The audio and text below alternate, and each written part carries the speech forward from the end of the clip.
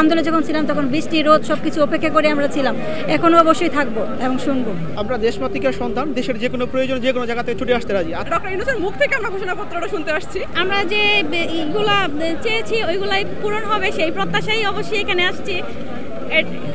যে দাবিগুলো করা হয়েছিল 5 আগস্টের সকাল থেকে বৃষ্টি ছিল, সারাদিনই থেমে থেমে বৃষ্টি ছিল।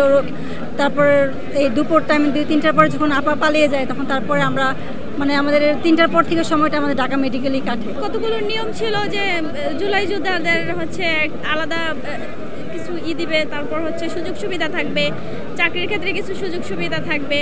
আমাদের ওইখানে যে যতগুলা ছিল আপনাদের শর্ত ছিল ওইগুলা মেনে নেবে সেই প্রত্যাশায় এখানে এসেছি। আমরা দেশমাতৃকার সন্তান, দেশের যে কোনো প্রয়োজন যে কোনো জায়গা থেকে ছুটে আসতে রাজি। আজকের যে বিজয় উদযাপন আমরা করছি সেটা আমাদের 24-এর একটা অনেক মানুষের আত্মত্যাগের একটা অংশ হিসাবে।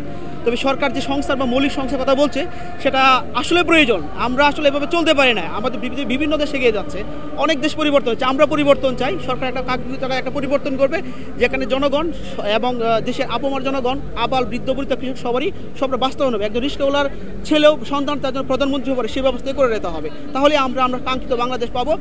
এটি হবে আমাদের স্বপ্নের বাংলাদেশ, যেটা আমরা হৃদয়ে ধারণ করি। আমরা যে ঘোষণাপত্র আজকে শুনতে আসছি, বেসিক্যালি আমরা ঘোষণাপত্রটা শুনতেই আসছি।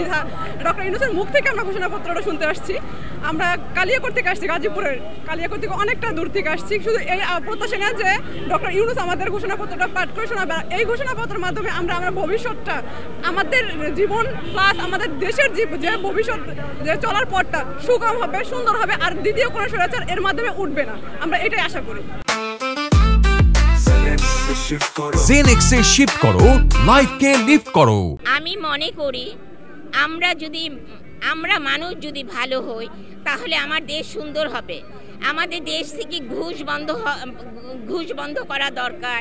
আমাদের দেশে সুন্দর একটা আইন চাই, যে আইন মানুষ যেন সুন্দরভাবে রাস্তা চলাফেরা এটা করতে পারে।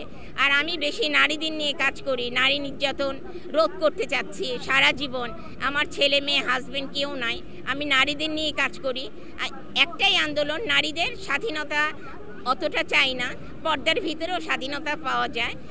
নারী নির্যাতন রোধটাই আমার মেন উদ্দেশ্য। এটা নিয়ে আমার জীবন আমি পার করে দিচ্ছি। 4টা শর্ত আমি সংসদে পাশ করতে চাই, বারবার বলছি, 4টা শর্ত। জানি না, এবারও আমি চেষ্টা করব। এখন আল্লাহর কাছে আমার সব চাওয়া, আল্লাহ যদি আমার আশা পূর্ণ করে। 1 বছর পরে অন্তর্বর্তীকালীন সরকার দায়িত্ব নেওয়ার যে 1 বছর হয়েছে, সেই ক্ষেত্রে আমরা ভেবেছিলাম যে পুরোনো দিনে যে পুরো প্রথা ব্যবস্থাপনা সেটা বিলোপ হয়ে আবার নতুন একটি বাংলাদেশ বিনির্মাণ হবে। কিন্তু কিছু ক্ষেত্রে সরকারের সফলতা থাকলেও বেশিরভাগ ক্ষেত্রে সরকার কিছু ব্যর্থ হয়েছে। যেমন বিচার কার্য সঠিকভাবে এখন সম্পন্ন শুরু করতে পারেনি, কিছুটা ধীর হয়ে দেখতেছি। আবার প্রশাসনে বা অন্যান্য ক্ষেত্রে যে আমাদের দোষরা তারা এখনও বহাল তবিয়তে রয়েছে। আজকে যে ঘোষণাপত্র সেটা বহুল আকাঙ্ক্ষিত ছিল, সেটা যদি আগস্টের পরবর্তীতে ওই আগস্ট মাসে, গত বছর আগস্ট মাসে যদি দেওয়া হয় সেটা বেশিটা প্রাসঙ্গিক হতো। কিন্তু এটা অনেকটা লেন্দি করার পরে 30 তারিখ ডিসেম্বরে ছাত্ররা দাবি করেছিল যে ডিসেম্বরের মধ্যেই যাতে জুলাই ঘোষণাপত্রটা দেওয়া হয়। কিন্তু অন্যান্য কিছু পার্টির বিরোধের কারণে সেটা পিছিয়ে যায়।